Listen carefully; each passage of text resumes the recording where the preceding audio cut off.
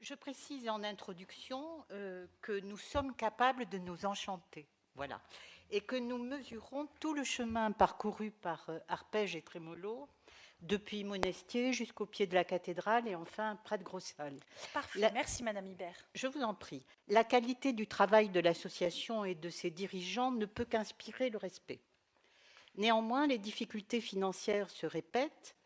Vu la concurrence des festivals de Rodez et de Montauban, il est à craindre que la situation s'aggrave et il serait déraisonnable de se lancer dans une course à l'échalote avec nos voisines. Mais l'action d'Arpège et Trémolo ne se résume pas à Pause Guitare. L'association organise aussi un bol d'air à Pégouzon et un week-end avec elle qui, cette année, est notamment passé par Saint-Juéry. Par son action culturelle sur notre territoire et les retombées économiques qui en découlent, l'association contribue à l'attractivité de notre agglomération. Nous pensons donc que c'est à l'agglomération de soutenir désormais Arpège et Trémolo. Merci.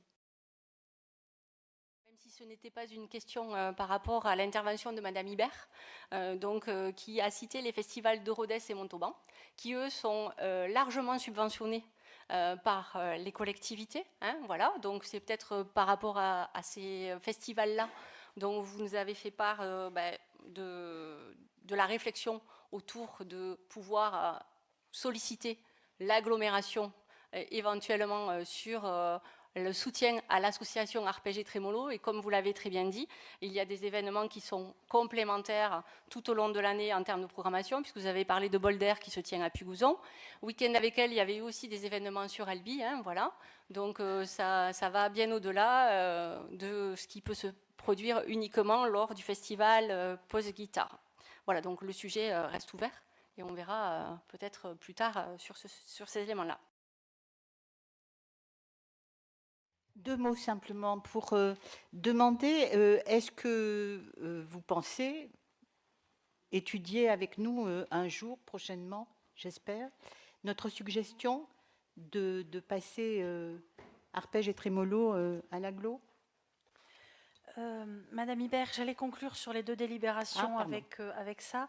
Bien évidemment, vous l'avez dit, énormément d'intercommunalités interviennent sur le fonctionnement, voire sur l'investissement d'un certain nombre de dossiers structurants, que ce soit sur des équipements ou que ce soit sur effectivement des temps particulièrement importants et fédérateurs comme peuvent l'être les spectacles produits par Arpège et Trémolo. J'irai peut-être un tout petit peu moins loin que vous qui proposez que maintenant seule l'agglomération finance. Je pense que nous avons aussi notre part à prendre. D'accord, ah pardon, j'avais mal compris.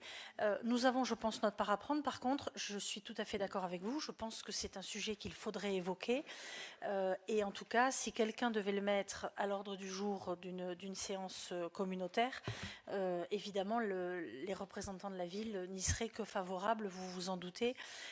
On n'a pas demandé la ventilation des publics, mais on sait très bien que ce soit pour effectivement ces publics ou pour d'autres manifestations importantes, on sait très bien effectivement que l'effet communautaire joue à plein.